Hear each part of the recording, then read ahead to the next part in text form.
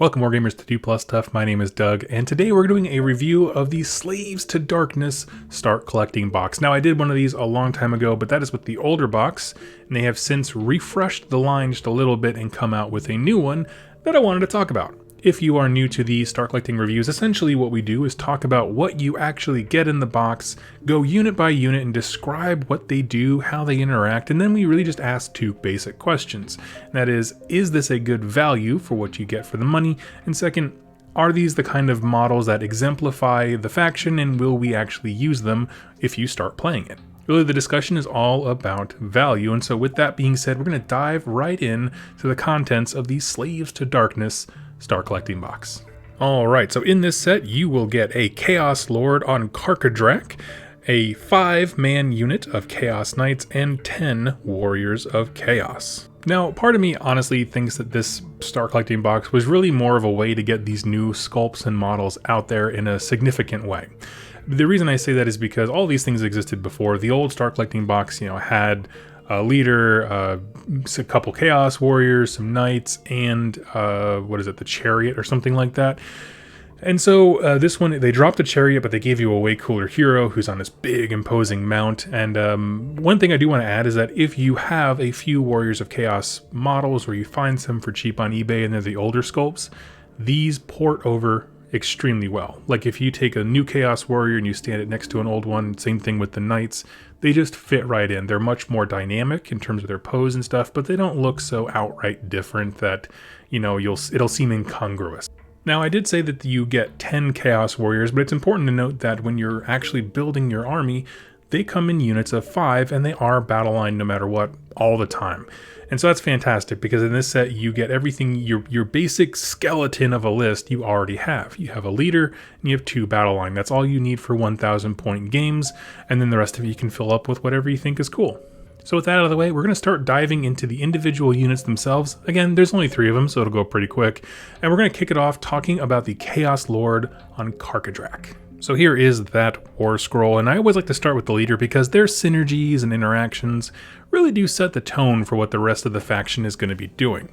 So here we have our big boy here. He has a 9-inch move, 9 wounds, 8 bravery, and a 3-up save. That is a super respectable profile. He's not blindingly fast, but he can get across the board if he needs to stay in buff range of some other units that we'll talk about, and just kind of generally, model placement. He has a lot of wiggle room. 9 wounds is great for a hero, especially because he has a mount, and the 3-up save is respectable. So, off to a great start. As far as his weapon profiles go, he actually gets all 4 of the following profiles, and they're all melee. This guy has no time for guns or spears. He's just ramming straight forward. His first attack is the Hexed Battle Blade. Now I'm going to go ahead and jump around because some of these weapons have abilities that tack on with them. So I'm going to jump from the weapon profile to the ability that matches it, so you kind of get the full picture at once.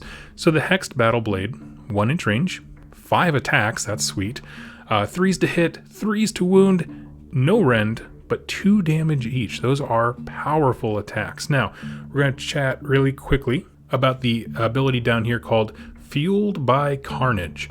At the end of the combat phase, if any enemy models were slain by wounds inflicted by this model's Hexed Blade Battle Axe, in that phase you can heal up to D3 wounds allocated to this model. Now, here's the thing you got to keep track of, okay?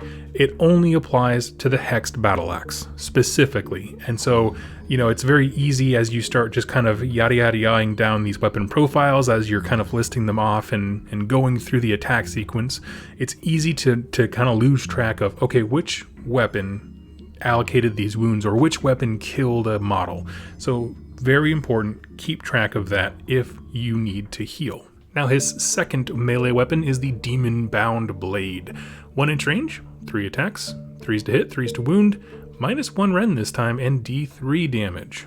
And we'll skip down to the ability called Demon Bound. If the unmodified hit roll for an attack made with the Demon Bound Blade is 6, that attack inflicts 1 mortal wound on the target in addition to any normal damage. So these are powerful weapons, these two. Obviously, their weapon profiles are great on their own, but their secondary abilities just bring them so much more value.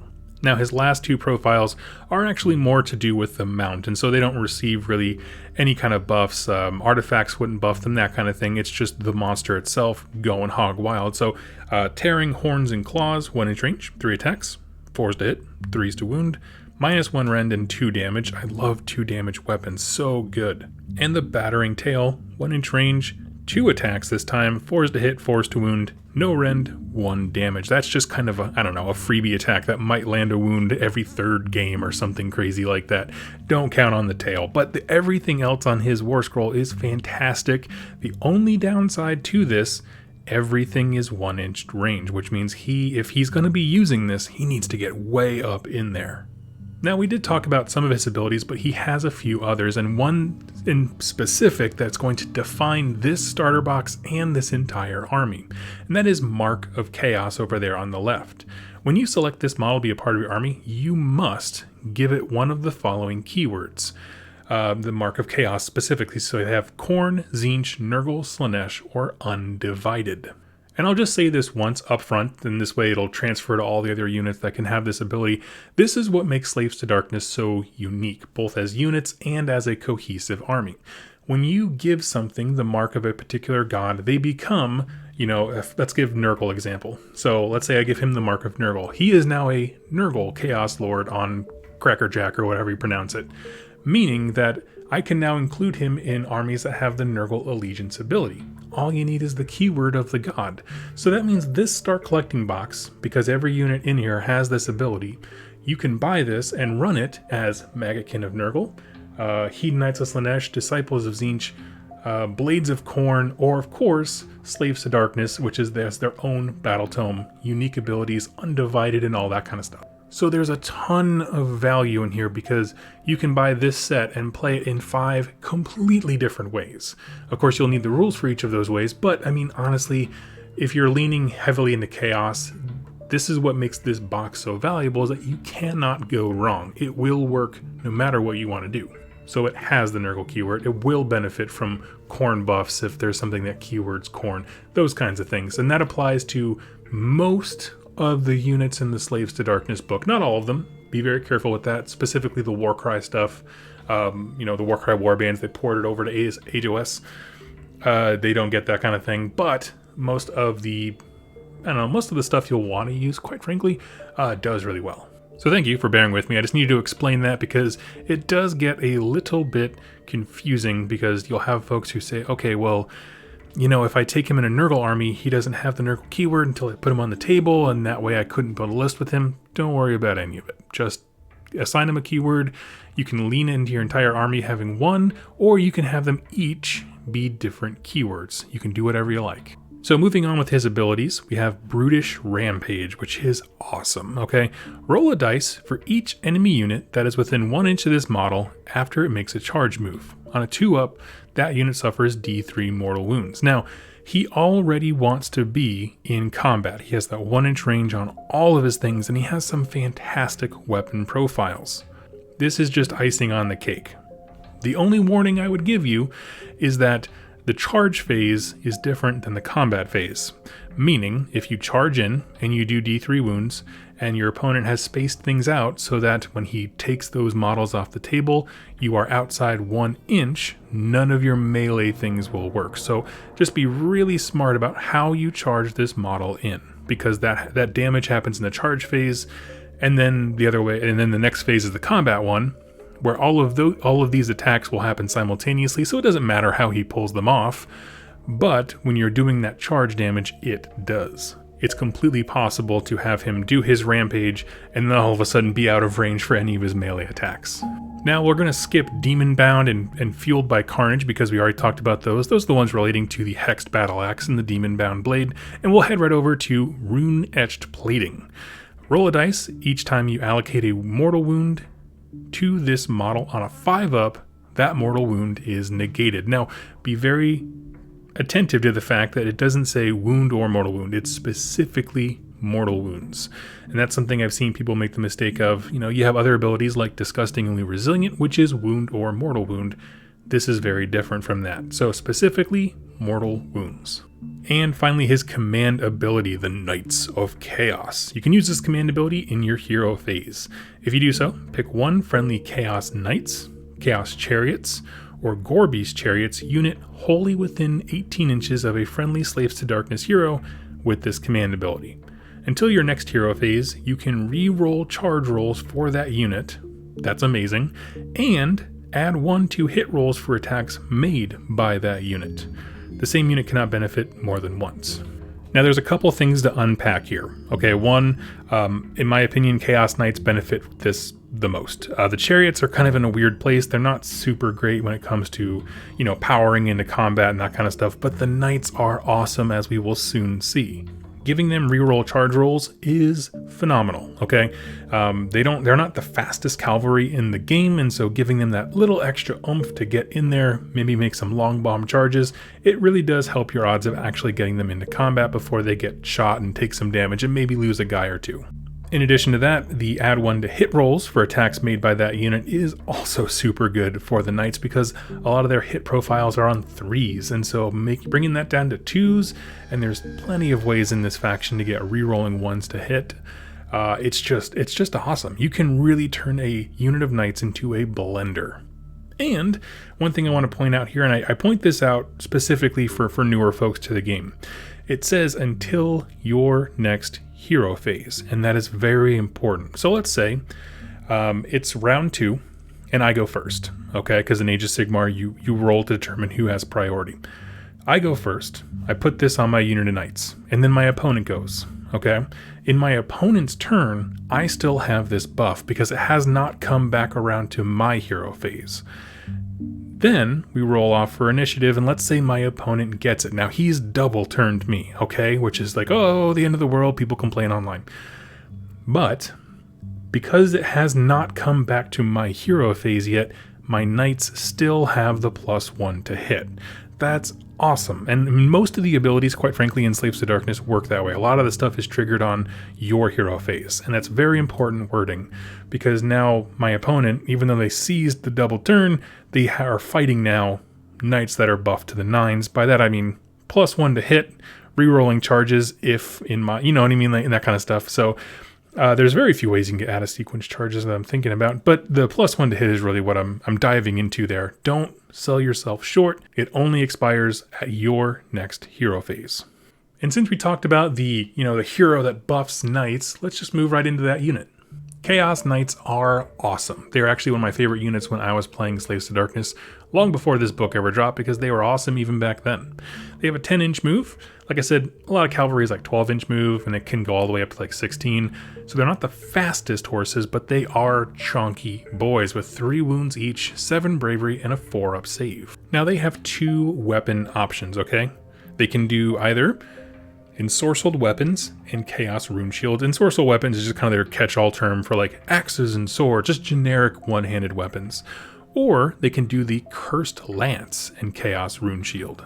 And then the horses attack with trampling hooves. And there's always this reoccurring joke in Warhammer that the mounts always do more damage than the riders. I can tell you patently that is not true when it comes to these guys specifically. Now, one model in the unit can be the Doom Knight, who's the unit leader, and you can add 1 to his attacks characteristic when he does melee stuff. It doesn't apply to the mount.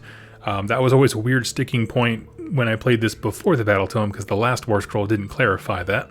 In addition, that model can replace its weapon option with a cursed flail. Now we're going to break down these weapon options here right now. I just wanted to kind of get that out there, that the Cursed Flail is unique only to the Doom Knight. And he does get 1 additional attack characteristic, so if he is using the flail, we'll talk about what that means for him. So the Ensorcelled Weapons, which is the base unit weapon option for you, 3 attacks, 3s to hit, 3s to wound, -1 rend, 1 damage. That is super respectable. On a unit of 5 Knights, it's 15 attacks.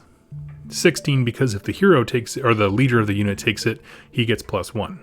Your other option is the Lance, which is a 2-inch range weapon. So if you have a large unit, because these are big bases, it will help more of them get into attack range.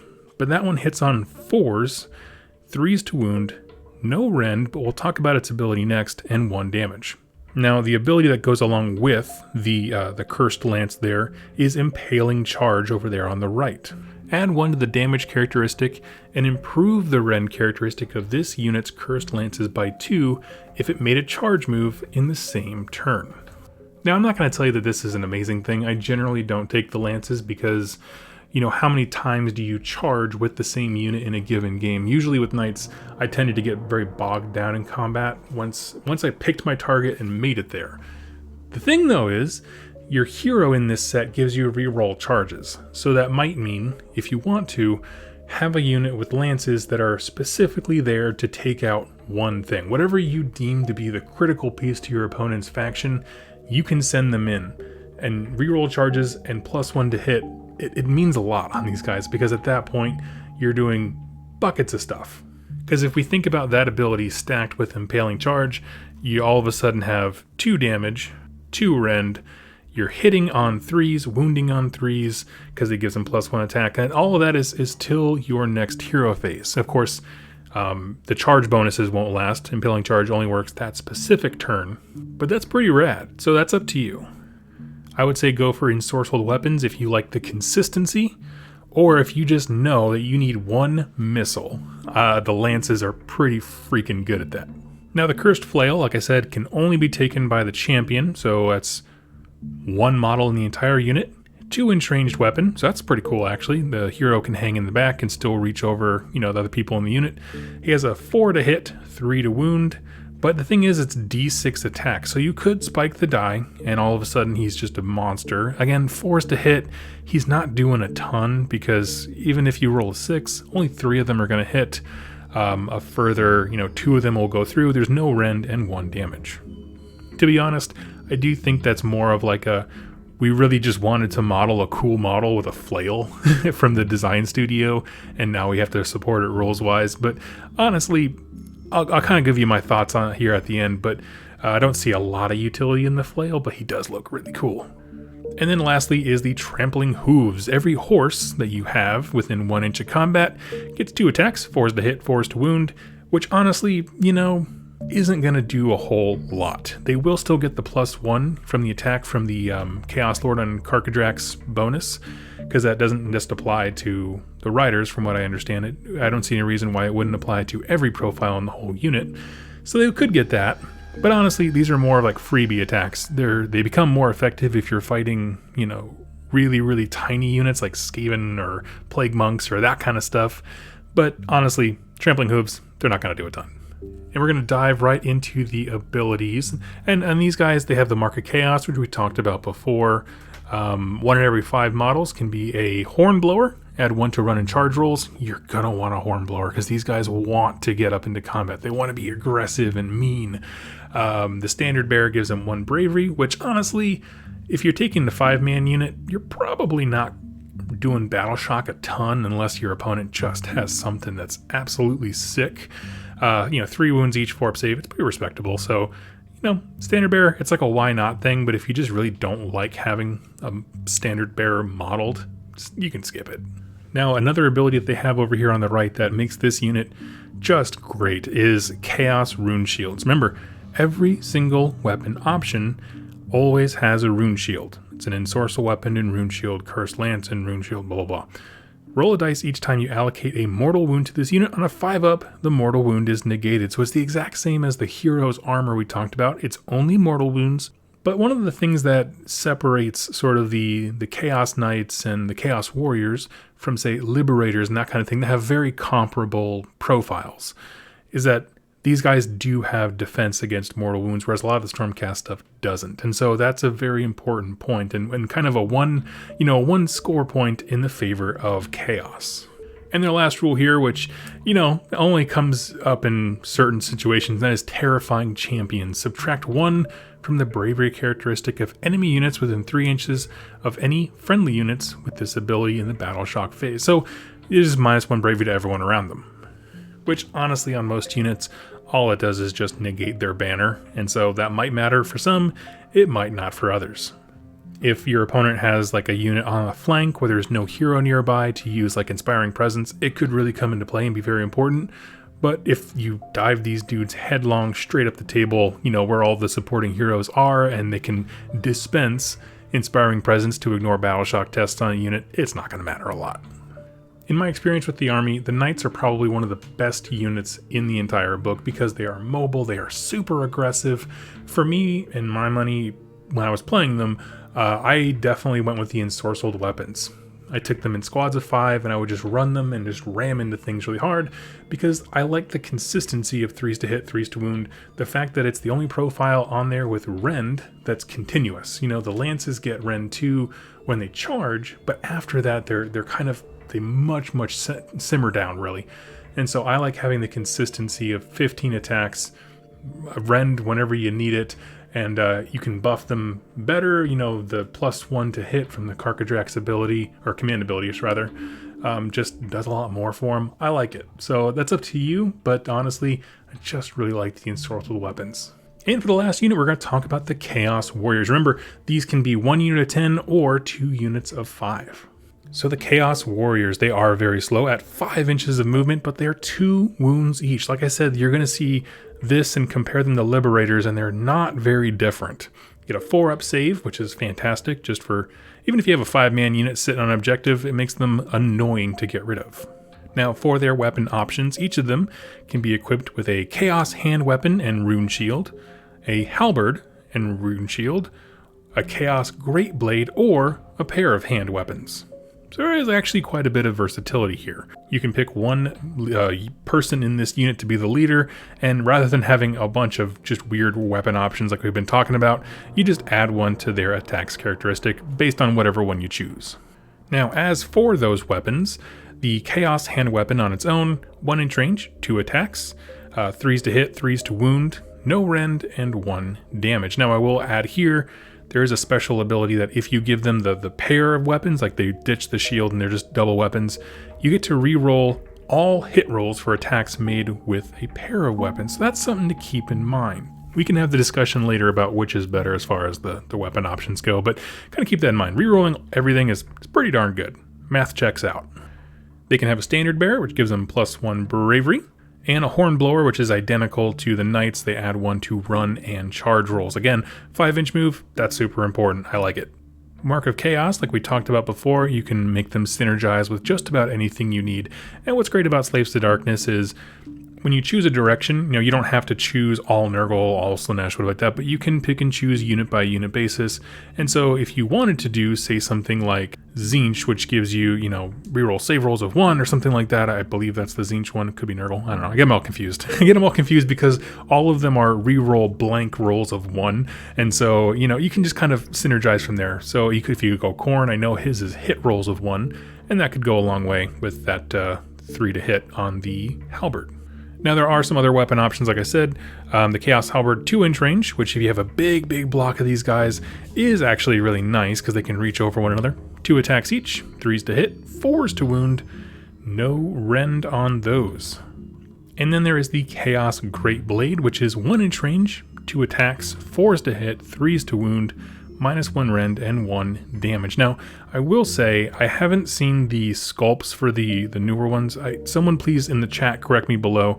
Does the new set come with enough Chaos Greatblade options for everyone to take one? Because I haven't seen the sprues yet, but the reason I say that is because the old Warrior of Chaos kit, the Chaos Greatblade was like a separate attachment you had to buy, so it was actually super inconvenient, and I can't tell if they have that in there just so that those models don't become outdated, or if there are a full slew of new Chaos Greatblades. I mean, like I said, I like having rend whenever I want it or need it. But this unit really isn't about attacking so much as it is about surviving, right? You can build a shield wall with them, you can capture objectives and just kind of stay there. They're not super fast. So the Great Blade, it depends on what you want to do with them. Now, as far as abilities go, we're going to see some very familiar things here. Chaos Rune Shield, like we've talked about with all of these. Roll a die, every time you get a mortal wound, on a 5-up, it's negated. Is that worth sacrificing, one of the hand weapons? That's up to you, because at this point, I would probably lean yes. When I ran this army, I ran double hand weapons because I bought them used and that's how they were built. And I was like, we'll just do, what you see is what you get and we'll play them that way. And I did like it. The being able to reroll things is awesome. It really is. But this isn't like the most fighty unit, so having more fightiness to them wasn't super great. I probably would have preferred the shields. But a rule they do have that is extremely interesting to me is Legions of Chaos. You can reroll save rolls for attacks that target this unit while it has at least 10 models. So if you do go hog wild and you max these dudes out, and they're just a wall of beef, you are talking about a lot of wounds with a 4-up save, possibly a 5-up save against mortal wounds, that can sit there and take punches with the best of them because now they're re-rolling everything. They're re-rolling their save rolls that come in, whether it's a ranged attack or a melee one, doesn't matter. I love it. So this is a situation where this unit is not, it's not super killy, it's not a powerhouse, it's really more of a tanky type unit. It's going to sit there, it's going to be annoying for your opponent to dislodge. If you do want to take them in large batches, which is very thematic and super cool, just kind of be aware of the fact that they can get very, they become a brick wall, for your opponent to have to deal with, which is fantastic for you. I took a look at the sprues after I mentioned that I couldn't tell if the great swords were still a thing. I didn't see any on there, but maybe I'm wrong, so just kind of be aware of that. That may not be a profile that really works for you, is open to you at all. So for me and my money, I really did like the ensorcelled weapons. Like I said, I ran with double hand weapons. It was super good, but the problem is there's a lot of ways to get rerolls in this army, and so it just didn't have a lot of value. I found myself at the time butting up against, I wanted to take Khorne stuff, but the problem is Khorne gives you rerolling ones to hit.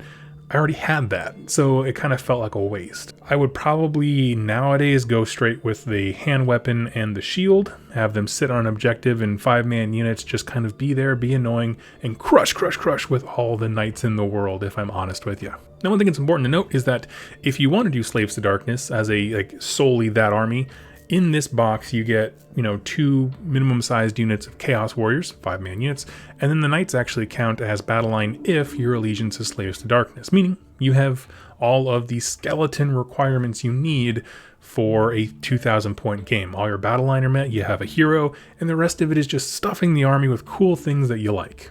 So moving away from these specific units, let's kind of bring it all together and talk about the value of this set if you're going to buy it yourself. I think that this is a fantastic start to literally any Chaos army, okay?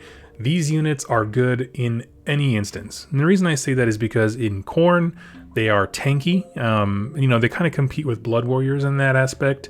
They have more defense against mortal wounds, and the Chaos Knights are amazing no matter what allegiance you take. In Slaanesh, they are tanky because you want tankiness because, Demonettes and all those kind of things, they all have 1 wound, and they're all very, fast and lithe. But if you need someone to just sit on an objective and, be a boss and be annoying, Chaos Warriors are actually super good at that. Similar things can be said for Nurgle and Tzeentch.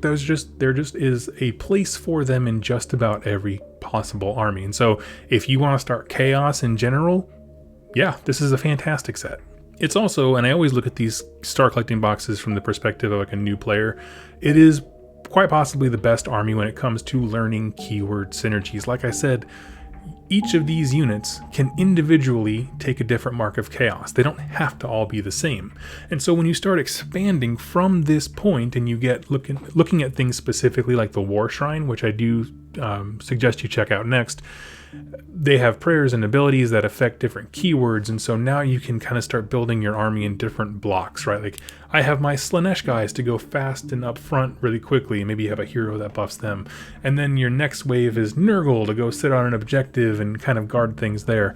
There's just a lot of different ways to interact with keywords, and the way that you assign them and kind of break your units up really allows just a whole level of customization to this army that others don't have access to. It is their unique selling point. Now, when I do these kinds of reviews, I always finish by asking 2 basic questions, and that is, do they represent the faction well? Like the models that I get here, am I going to be surprised when I go look at the rest of the range for Slaves to Darkness? And secondly, when I actually dive into this army, am I ever going to use these models later on? And the answer to both is yes. I think that if you like Slaves to Darkness, and that's kind of like aesthetic, you can paint the armor however you want. Obviously, they're all black armor in this example, the company scheme. I'm sorry, I don't know why I was struggling with words there. Yeah, I mean, they're awesome. There's nothing else in that range you're going to look at and be like, that doesn't belong here. That doesn't look anything like this, you know? You're signing up for people who look like that, right? And Archaon the Everchosen is the king of them. As far as are you going to use these models once you start playing, you know, Slaves to Darkness or maybe other allegiances or that kind of thing? Absolutely. Knights are great in any Chaos army. Like, I cannot stress that enough. The Knights are awesome.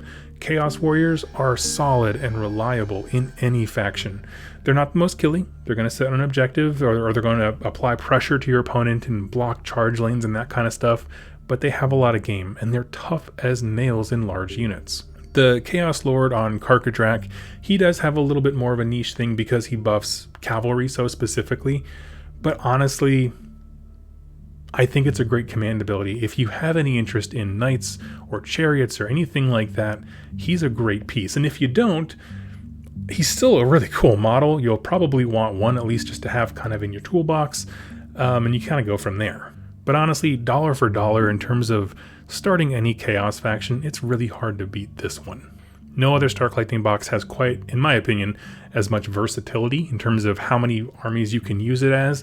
If you play any Chaos faction, you give it the right keywords, you at least have 2 battle line, because the Chaos Warrior units are battle line straight, and if you do play Slaves to Darkness, you get a 3rd, which is the Knights. All that goes together, in my opinion, to having an excellent value, excellent price point.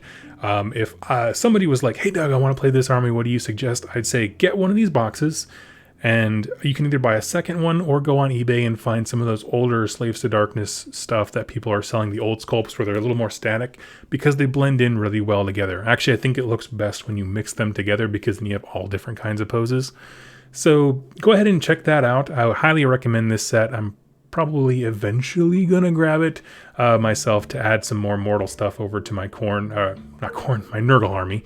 And if you are a Slaves to Darkness player primarily, go ahead and tell me in the comments down below, how would you suggest someone expand from this point? Because when I do these videos, I always ask for feedback about people who actually play these factions very regularly, and I pin their comments to the top. So go check that out and see if anyone has helped you yet. Thank you all so much for watching, and happy wargaming.